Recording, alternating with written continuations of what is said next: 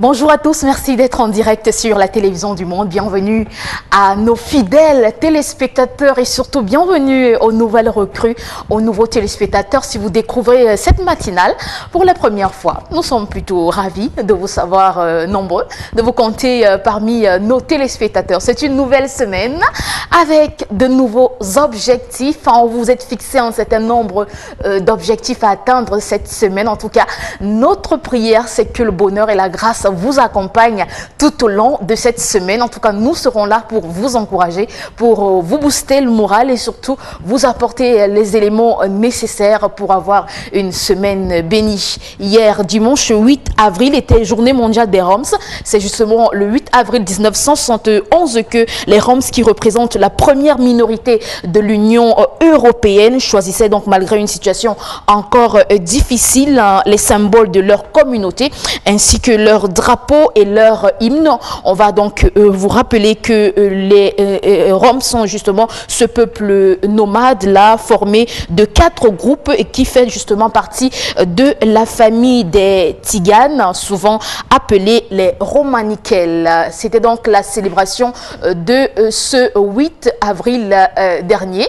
On n'aura pas de journée mondiale ce 9 avril, mais nous n'hésiterons surtout pas à vous rappeler qu'il y a eu des célébrations tout au long de ce week-end. Merci donc d'être en direct avec nous. Cette émission est interactive. Vous le savez d'ores et déjà, vous pouvez nous faire parvenir vos réactions SMS et souhaiter bon début de semaine à quelques personnes. En tout cas, nous aurons beaucoup de plaisir à vous citer nommément dans cette émission ce matin. Toutes nos articulations, vous les connaissez certainement, et si les choses se passent bien, nous pourrons avoir sur ce plateau des invités spéciaux qui viendront également nous parler de leur actualité. Merci de rester en direct avec nous. Jean-Martin Quinfac, l'intraitable réalisateur, signe la première sortie de cette semaine. Bon début de semaine, mesdames et messieurs. Voici la première articulation. Voici l'horoscope.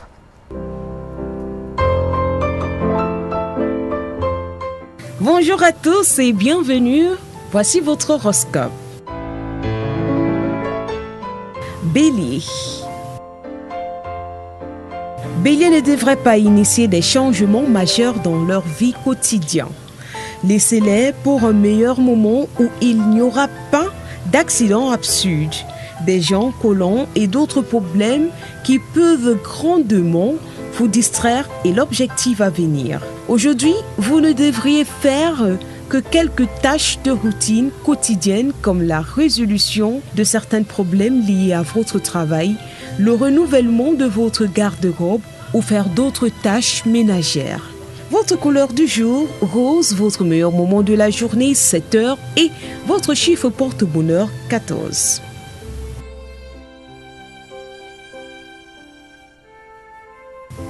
Taureau. Taureau ne sera pas satisfait de la dynamique de cette journée. Vous voudrez faire beaucoup de choses, mais les circonstances arrêteront la mise en œuvre de ces projets encore et encore. Vous devriez toujours arrêter de vous battre contre l'atmosphère défavorable de ce jour. Laissez donc tout se passer tout seul et faire quelque chose d'agréable. Votre couleur du jour, Bordeaux, votre meilleur moment de la journée, 22 heures, et votre chiffre porte-bonheur, 20. Gémeaux. Amis Gémeaux, il y a beaucoup de problèmes associés à la maison pour vous. Certains de vos problèmes seront résolus avec l'aide de vos proches, mais vous n'aurez pas trop confiance en personne. Un de ces problèmes comprendra la préparation de votre intérieur pour la prochaine année. Vous serez en mesure de décorer votre intérieur de façon si exquise que vos proches feront l'éloge de vos compétences de conception. En passant, la conception vous ressemble à une profession intéressante que vous pourriez finir par construire avec carrière.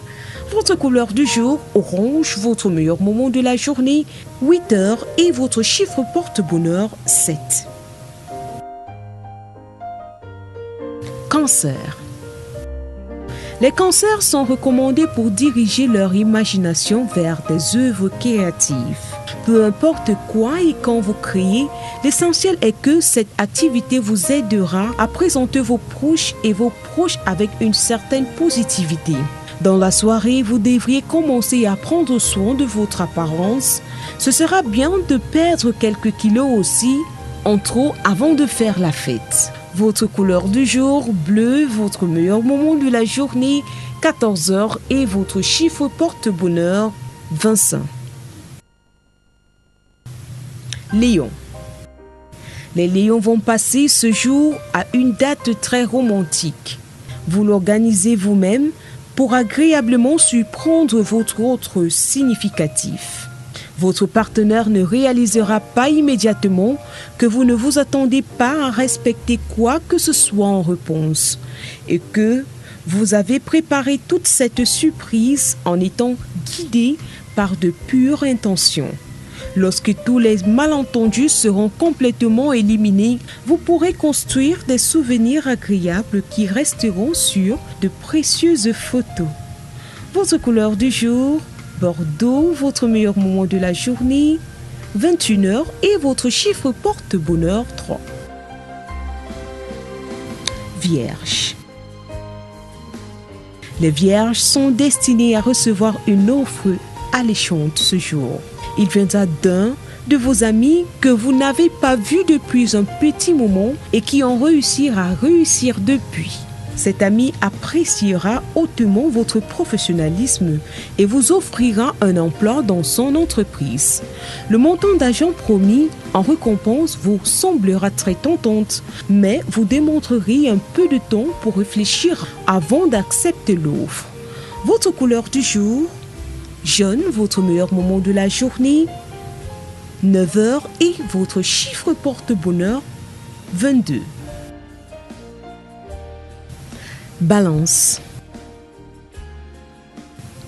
Balance passera toute la journée à essayer de résoudre un casse-tête. Vous commencez à soupçonner qu'il y a quelqu'un d'autre que vous. Vous commencerez à suivre donc votre meilleure moitié et cette activité de harcèlement ne confirmera pas vos peurs. Vous découvrirez que votre partenaire est honnête et il passe toutes ses soirées à travailler avec diligence sur un projet complexe. Vous allez enfin vous calmer et vouloir faire quelque chose de gentil pour lui. Votre couleur du jour, rose, votre meilleur moment de la journée, 18h et votre chiffre porte-bonheur, 27. Scorpion. Amis Scorpion, vous serez suivi de vos rêves sur votre lieu de travail après avoir rencontré l'objet de votre intérêt. Il vous donnera un indice très clair indiquant que votre romance n'arrivera jamais, mais vous n'entendrez pas ces mots. Essayez de vous tenir le plus vite possible afin d'éviter de grandes déceptions. Votre couleur du jour, vert, votre meilleur moment de la journée, 15h et votre chiffre porte-bonheur, 3. Sagittaire. Les représentants de cette signe devront chercher des compromis dans la relation avec leur partenaire. Il ou elle insistera pour que les célébrations prochaines aient lieu loin de chez eux et eux aussi insisteront sur le contraire. N'aggravez donc pas ce conflit car il y a plus qu'assez de temps avant la célébration. Essayez de mettre fin à ce conflit et passez votre temps sur de meilleures choses. Votre couleur du jour, bleu turquoise, votre meilleur moment de la journée, 16h et votre chiffre porte-bonheur 5. Capricorne. Aujourd'hui, ami Capricorne recevra des informations controversées. Quelqu'un insistera sur la nécessité de changer votre lieu de travail le plus tôt possible. Cependant, vous ne serez pas aussi rapide à prendre ce conseil au sérieux et vous aurez raison de le faire. Toutes les discussions sur le fait que votre entreprise va bientôt faire faillite se révélera être des rumeurs diffusées par des organisations concurrentes. Votre couleur du jour, rouge, votre meilleur moment de la journée, 4h et votre chiffre porte-bonheur, 2. Verseau. Vous vous inquiéterez, amis Verseau, si vous avez choisi la bonne tenue pour l'événement de la nuit. et si vos cheveux sont beaux. Un peu plus tard, lorsque vous participerez à cet événement, vous devriez admettre que votre apparence est plus que présentable.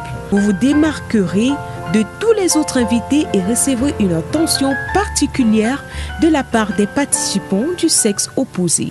Votre couleur du jour, rose, votre meilleur moment de la journée, 23h et votre chiffre porte-bonheur, 8. Et nous bouclons avec nos amis poissons. Poisson ne sera pas très actif aujourd'hui. En s'acquittant à contre-cœur de vos responsabilités professionnelles, vous reverrez du prochain week-end et dans la soirée, vous devrez éprouver une grande déception. Vous découvrirez que la fête à laquelle vous êtes préparé est annulée et ne vous laisse rien à faire. Vous vous ennuierez comme résultat et essayez de rendre visite à votre ami. Votre couleur du jour, vert citron, votre meilleur moment de la journée, 17h et votre chiffre porte-bonheur, 38.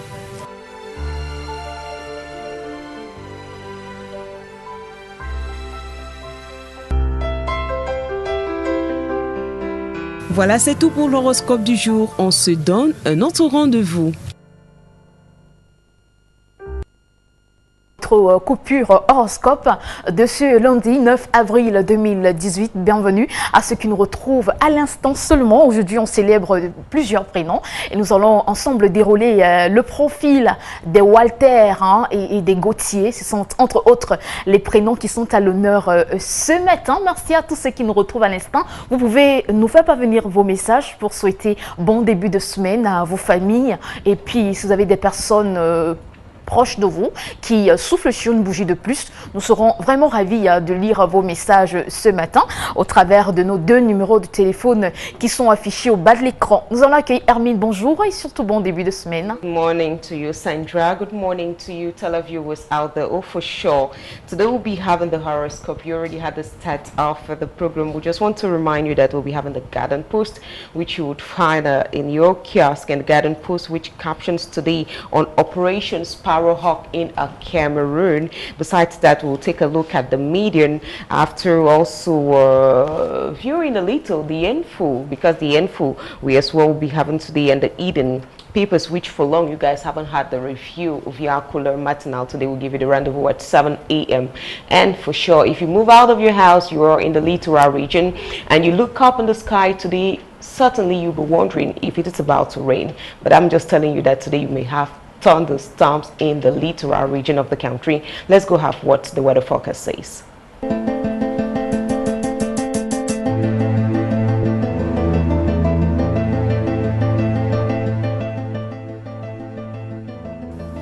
Mesdames et messieurs, bonjour, bienvenue à votre instant consacré aux prévisions météorologiques. Démarrant tout de suite par la région du sud, à Kribi, la température sera de 18 degrés, le ciel aura de faibles éclaircies et quelques averses en fin de matinée.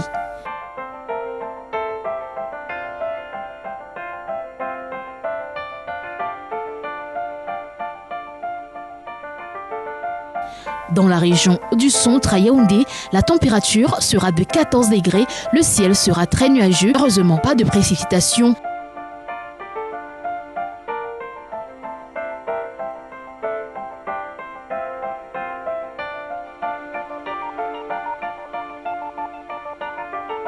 À Douala, dans le littoral, on notera une température de 20 degrés. Le ciel aura de belles éclaircies et quelques faibles averses en fin de matinée.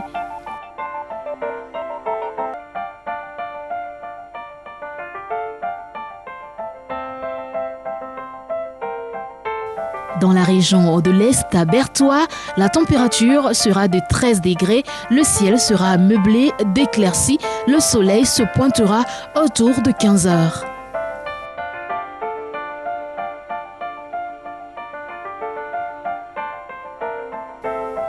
À Boya, dans le sud-ouest, la température sera de 21 degrés, le ciel sera couvert de nuages autour de 16 heures.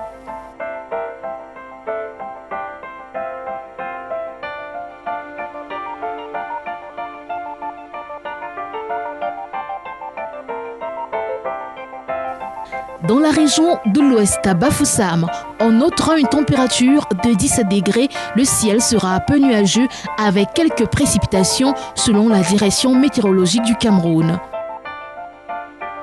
Dans la région du Nord-Ouest à Bamenda, la température sera de 16 degrés. Le ciel aura de belles éclaircies.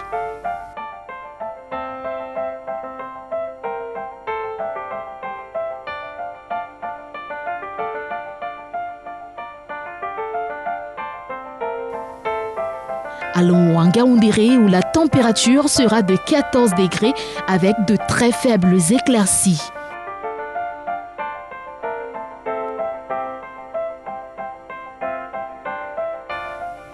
Dans la région du Nord, la température sera de 21 degrés avec de très belles éclaircies autour de 11 heures.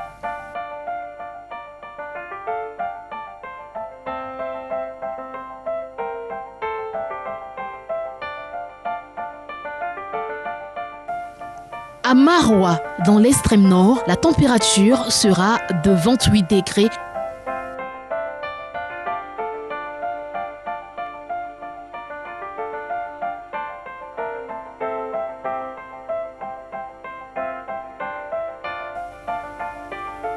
Mesdames et messieurs, voici les différentes températures de cette mi-journée.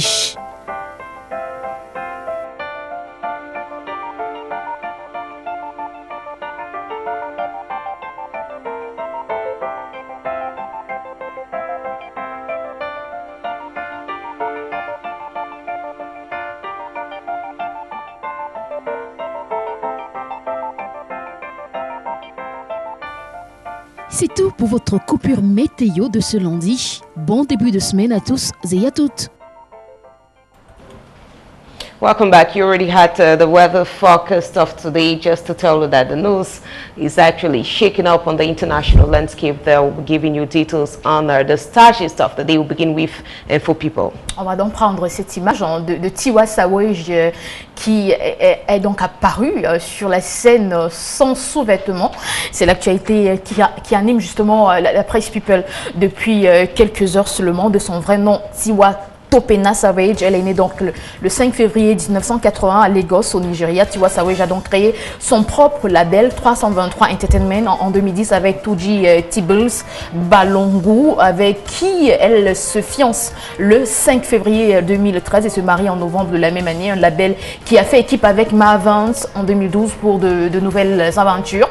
Elle était donc dans un spectacle et puis elle a sorti plutôt un look décalé. Donc elle a apparu sur scène, je le disais d'ailleurs il y a quelques secondes, sans sous-vêtements. Bon, et puis les mélomanes de se questionner qu'est-ce qui se passe bien dans la tête de Tiwa Savage. Est-ce que ça fait partie du spectacle où elle a tout simplement voulu créer également le buzz autour de sa personne? On sait aujourd'hui que l'image de Tiwa Savage coûte énormément. Voilà, donc on a évité de vous proposer d'autres images où elle était vraiment dans une position osée. Pour des raisons d'éthique, on va également vous rappeler que son dernier single All Over a fait des vagues sur le continent africain. Après la sortie de son audio, elle s'est rendue d'ailleurs à Miami aux États-Unis pour tourner la vidéo. La reine de la Naija Pop est revenue avec un clip littéralement éblouissant de lumière. Dans ce clip, elle est apparue très majestueuse. All Over, disons-le pour terminer avec cette information de Tiwa Savage. C'est donc le premier single officiel qui fait suite à Red, le dernier album en date de la chanteuse, album sur lequel on retrouve des Baga Naija, Stand Innovation, Bad, en featuring avec Wizkid. On va parler à présent de Epsie Campbell Ba, la première femme afro-descendante élue donc vice-présidente sur le continent américain. Elle est donc originaire de la Jamaïque. Elle a été élue vice-présidente du Costa Rica aux côtés du président Carlos Alvarado Quesada. Elle est donc le leader du Center of Women of African Descent, des Alliance of Leaders, des African Descent in Latin America, je le disais, et aussi du Caribbean of the Black Parliament of the America. C'est une femme qui impacte donc dans son domaine. Elle est d'ailleurs l'un des membres fondateurs du Citizen Action Party qui a donc remporté les élections. Elle est aussi membre du Think Tank. C'est une femme qui compte pour le monde entier.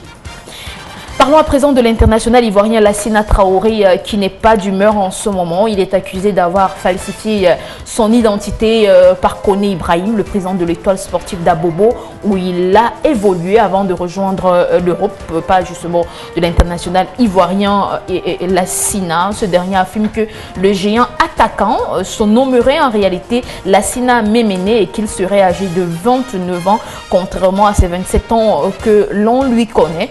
Le mis en cause veut alors porter plainte. C'est complètement fou cette histoire. Je m'appelle Lassina Traoré et j'ai bien 27 ans. Mes parents sont toujours vivants et ils m'ont donné cette identité. Refute le joueur du S Amiens en Ligue 1, c'est en France. Cet homme est donc en train de jeter le discrédit sur la famille de l'international ivoirien Lassina Traoré qui compte justement porter plainte. La deuxième partie d'Info People avec Hermine. And from there we'll take the image of Stephen Bannon.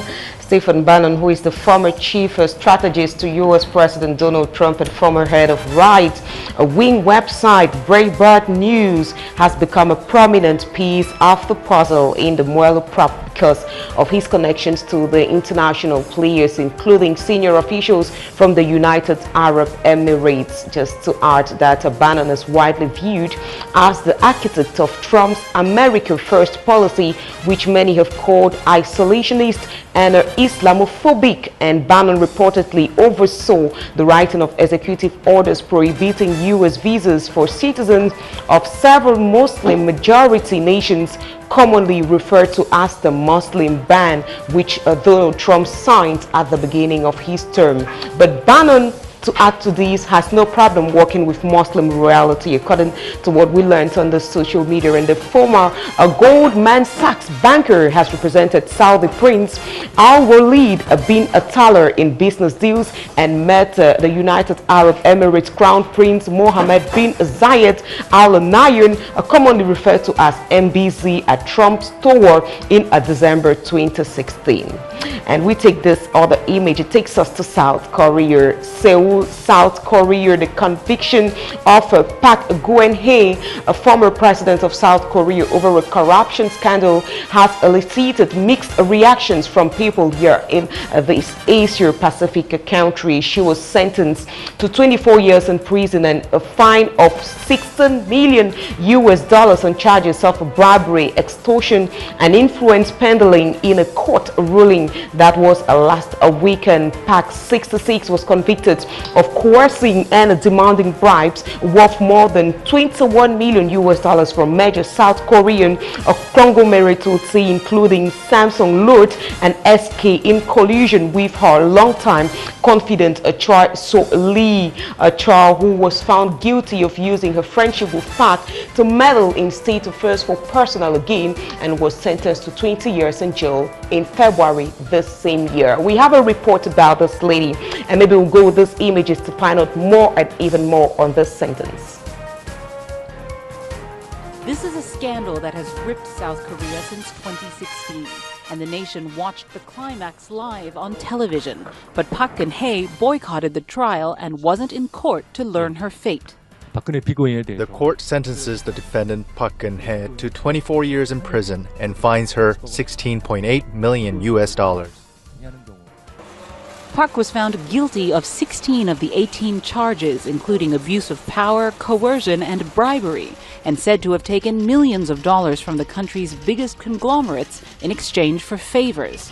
The corruption scandal sparked months of protests in central Seoul, culminating in Park's impeachment. Park was also found guilty of leaking sensitive information to her longtime friend Choi Soon-sil. As president, Park allowed Choi to dictate policy even though she had no official government role. The pair was found to have conspired to extort millions of dollars from major companies, including Samsung. In February, Choi was sentenced to 20 years in prison. Samsung's heir and group leader J.Y. Lee was tried separately and convicted of bribing Park through payments to foundations Choi controlled. He was sentenced in August to 5 years in prison, then released on appeal. Some of these protesters pointed to that ruling, asking if Lee was released, why was Park found guilty? There has been an angry reaction from outside the court from these supporters of Park Geun-hye. They're conservatives who dislike the current liberal president Moon Jae-in, and they're demanding Park's release. They represent a generation nostalgic for the time when Park's father, Park Chung-hee, was president. He was a military general who came to power in a coup and was eventually killed by an aide, a traumatizing event for a young Park Geun-hye. We will keep fighting until there is a new government in power. Moon Jae-in will not let her out. We need to fight the injustice. But the number of Park supporters paled in comparison to the hundreds of thousands who regularly turned out for the candlelight protests. President Moon Jae-in came to office on a liberal agenda, promising to stamp out corruption. In a statement, his spokesman said, "They say history not remembered repeats itself. We will not forget today." Kathy Novak, Al Jazeera, Seoul. Tomorrow will be another day for what's making news in some other parts of the country, but right now we'll be taking the press review, and we told you earlier during the start of today's program that we'll be having the Garden Post. The Garden Post, which captions on Operation Sparrowhawk and talks more about political issues of the country. The media as well takes a look at the Social Democratic Front unconditionally at President Paul Biya's mercy. We'll give you more details just after the French version of the press review this morning by Yves Sanjo. Bonjour Yves. Bonjour ma chère Mini Luga et puis bonjour à l'ensemble des téléspectateurs de la télévision du monde. Today is another day. We'll begin with Cameroon Tribune, La Nouvelle Expression. On va démarrer ce matin, ce début de semaine, par le tri-hebdomadaire Le Soir, un journal qui nous parle d'un message encore frappé du sceau de la confidence et pourtant qui est rendu public sur les réseaux sociaux. Il s'agit d'une correspondance du délégué général à la Sûreté nationale qui adresse un message aux délégués régionaux de la Sûreté nationale, message également adressé aux commissaires du port de Douala, des commissaires des aéroports internationaux de Douala, de Yaoundé et de Garoua, mais également un message qui est adressé, nous précise la grande une de ce journal, au chef des postes frontières, un message qui est relatif à une interdiction de quitter le triangle national selon la grande une de ce tri-hebdomadaire Le Soir ce matin, qui parle précisément, chiffré, d'une quarantaine de personnalités qui sont interdites de sortie du pays. Il s'agit des personnalités qui sont pour la plupart soupçonnées de détournement de deniers publics. Le journal, le tri-hebdomadaire Le Soir nous précise d'ailleurs en grande une qu'il s'agit des ex-directeurs, des ex-gouverneurs, des ex-directeurs d'entreprise, des cadres et autres fonctionnaires, ainsi que les opérateurs économiques. L'information est en grande une du tri-hebdomadaire Le Soir, ce début de semaine. Autre sujet qui fait l'objet d'évocation en une du tri-hebdomadaire Le Soir, cette fois-ci en pied de page. Il s'agit de l'examen de permis de conduire. Le ministre en charge des transports du Cameroun vient en effet d'annuler le paiement des 5 000 francs CFA, si l'on en croit le pied de page de ce journal, le tri-hebdomadaire Le Soir. Enfin, les Jeux FENASCO Ligue B, on en parle dans les colonnes du tri-hebdomadaire Le Soir. C'était une réussite pour Youssouf Adidja. C'est ce que nous fait savoir le journal, le tri-hebdomadaire Le Soir. Une information qui est à lire en parcourant l'article qui est publié également en pied de page de ce journal, au-delà de quelques couacs observés lors du kick-off de cette compétition qui réunit la plupart des établissements scolaires de l'enseignement en secondaire. C'est donc une réussite globale que l'on observe au terme de ces Jeux FENASCO Ligue B. Information à lire dans les colonnes de ce tri-hebdomadaire Le Soir. Intégration ce matin nous parle de l'offensive diplomatique de la Russie. Le pays de Vladimir Poutine se positionne sur le continent.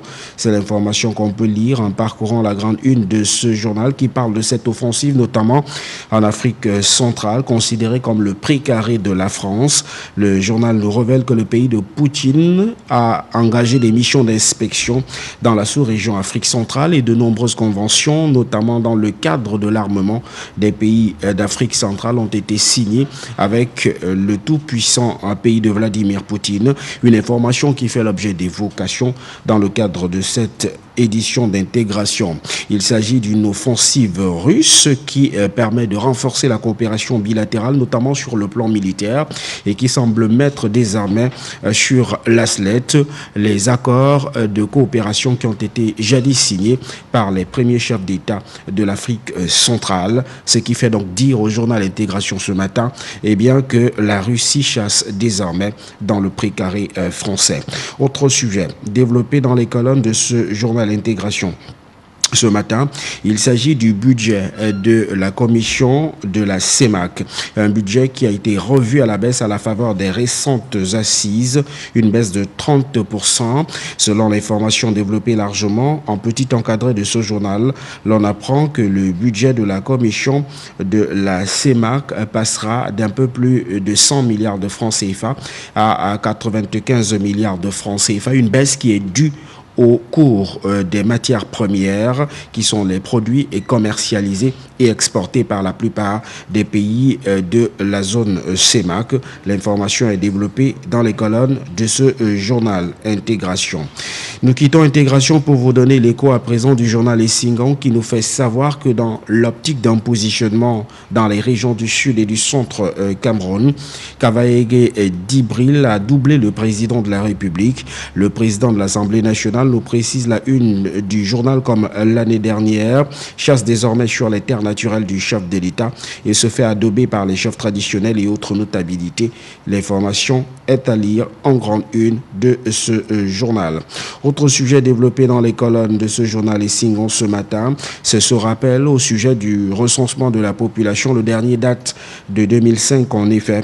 Le début des opérations est annoncé pour le mois d'avril, mais c'est un début des opérations de recensement de la population qui est hypothéquée. Si on en croit l'information rapportée en page 5 de ce journal, les nombreuses conditions requises pour lancer une telle opération ne sont pas pour l'heure réunies, selon la une de ce journal et la petite encadrée de ce journal Essingon. Essingon nous parle enfin des populations du sud, du centre et de l'est du Cameroun, des populations qui broient du noir et qui ont adressé des mémorandums et organisent des sittings répétitifs pour crier leur amertume. Il s'agit pour la plupart des régions dans lesquelles sont érigés des projets infrastructurels et des projets structurants énergétiques, notamment le barrage de Mainveleux, Lampangar et bien d'autres. Ces populations aujourd'hui croupissent dans le noir et ont souhaité faire entendre leur voix dans une missive, un mémorandum qu'ils ont adressé au président de la République Paul Biya et dont le journal Essingon ce matin fait l'écho. L'anecdote nous parle plus précisément de cette interdiction, de cette note du délégué général à la Sûreté nationale qui a été adressée à l'ensemble de ses collaborateurs, mais également au chef des postes frontières, interdisant de quitter le triangle national, une interdiction visant justement à interdire l'ensemble des gestionnaires reconnus coupables de malversation financière de quitter le triangle national. Le journal nous parle d'un message radioporté du patron de la police qui restreint notamment le mouvement des libertés d'une quinzaine d'anciens hauts commis de l'État en toile de fond, selon l'anecdote des détournements de deniers publics orchestrés par certains établissements publics administratifs. L'information est développée en grande une et en page 4 de ce journal, l'anecdote. L'anecdote nous parle également de politique dans ses colonnes et l'article qui est publié en petite fenêtre nous fait savoir que le social-démocratique Front est à l'étroit au Sénat du Cameroun en attendant la convocation d'une session extraordinaire dans l'optique d'installer le nouveau bureau définitif du Sénat du Cameroun après l'élection du 25 mars dernier. L'information qui est à lire nous précise que contrairement à la toute première législature, celle de la deuxième législature pourrait être une législature difficile pour le parti de la Balance qui a perdu un peu plus de 17 sièges à la faveur de ce scrutin de liste du 25 mars dernier. Le social-démocratique Front a réussi à rafler uniquement 7 sièges et c'était dans la région du nord-ouest du Cameroun. C'est ce que nous fait savoir ce journal L'Anecdote ce matin. Une actualité qui est développée d'ailleurs largement en page page 3 du dit journal. On parle également dans les colonnes de l'anecdote ce matin de la question de l'expropriation. Ils sont une centaine de familles qui sont désormais dans la rue, des familles qui ont été déguerpies et pas recasées et qui désormais ont trouvé des gîtes à la Belle Étoile. L'information est à lire en parcourant l'article qui est également publié en page 4 de ce journal, l'anecdote. Nous quittons l'anecdote pour vous donner à présent l'écho du journal Essentiel qui revient justement sur le Sénat du Cameroun. Des informations à bonne source font état de ce que la convocation de cette session extraordinaire devrait être convoquée d'ici le 24 avril prochain. C'est une session qui va durer très exactement une quinzaine de jours et le suspense plane toujours sur les 30 autres sénateurs qui seront nommés par décret du président de la République, Paul Biya. Et le journal Essentiel nous en parle ce matin en forme interrogative en se questionnant sur les partis issus de la majorité présidentielle qui ont pris part au scrutin de liste du 25 mars dernier. Sur les 9 formations politiques en liste pour ce scrutin, en effet, seul le Rassemblement démocratique du peuple camerounais et le social-démocratique Front ont réussi à rafler quelques sièges au sein de la Chambre haute du Parlement bicaméral du Cameroun. Et le journal pense désormais pour l'essentiel que le chef de l'État devrait donc également réagir pour permettre aux autres formations politiques issues de la majorité présidentielle, notamment l'Union nationale pour la démocratie et le progrès et le Front pour le salut national d'Issati Ouma Bakari, d'avoir espoir de siéger au sein de cette chambre haute du Parlement bicaméral du Cameroun. Des formations politiques qui s'en remettent désormais à la magnanimité, dit-on, du président de la République, Paul Biya. Mais au-delà de ces informations rapportées par le journal Essentiel ce matin, l'on se questionne également sur la reconduction de Marcel Niat Ndifendi au perchoir du Sénat, compte tenu également du nombre de sièges qui ont été remportés dans la région de l'ouest du Cameroun lors de l'organisation du scrutin de liste du 25 mars dernier. Le quota des femmes est-il atteint? On parlait de 30% des femmes qui devront siéger au sein de cette chambre du Parlement, avec les 30 autres sénateurs qui compléteront la liste de ces sénateurs à 100. On devrait savoir si ce quota a été une fois de plus respecté. Et le journal nous révèle néanmoins qu'au cours du scrutin qui s'est achevé, on a pu remarquer des chefs traditionnels qui ont pu être investis, contenus dans les listes qui ont été finalement adoptées par Election Cameroun et validées par le Conseil constitutionnel. Des informations que l'on peut lire en parcourant la grande une de ce journal, l'Essentiel. L'Essentiel nous parle également de ce message radio adressé aux délégués régionaux de la Sûreté nationale, aux commissaires du port de Douala, mais également des aéroports internationaux de Douala, de Yaoundé, mais également de Garoua, portant interdiction de quitter le triangle national et concernant une vingtaine de personnalités. L'information fait l'objet de révélations ce matin en pied de page de ce journal, l'Essentiel. Éco Matin nous parle de la coopération entre le Cameroun et l'Union européenne et nous précise que dans le cadre des accords de partenariat signés entre les deux pays, accord de partenariat qui a été ratifié par le Cameroun en 2016 et qui prévoit le démantèlement progressif des barrières douanières et la mise sur pied d'une zone de libre-échange d'ici à l'horizon 2023, il y a des désaccords sur les règles d'origine de l'accord de partenariat économique, nous précise le journal. Cet accord de partenariat qui depuis le 4 août 2017 est passé à sa deuxième phase d'implémentation et concerne très exactement un peu plus de 900 produits. On parle des biens d'équipement, des biens de production, on parle des produits dérivés de véhicules, des semi-remorques, etc.